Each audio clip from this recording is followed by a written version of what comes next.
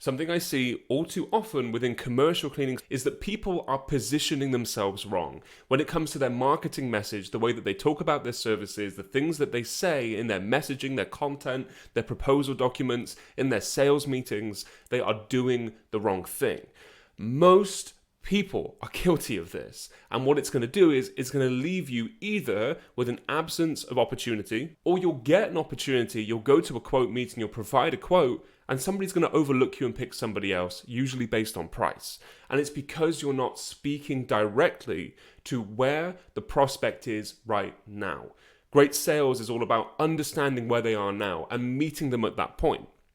So what I mean is, when we talk about commercial a lot of the time, lots of cleaning companies, instead of focusing on what is the prospect feeling right now, they're focused on saying, hey, we're an eco-friendly cleaning service. Hey, we're really consistent, really reliable. Hey, we train our staff, we audit them, we do all sorts of stuff, right? You're almost trying to sell somebody on having a commercial cleaning service. But that's not where people are at, because people already have commercial cleaners. People already have a cleaning service. They know that they need one. We're not trying to convince them it's a good idea. The problem they have at the moment is the cleaning company they have right now has dropped the ball.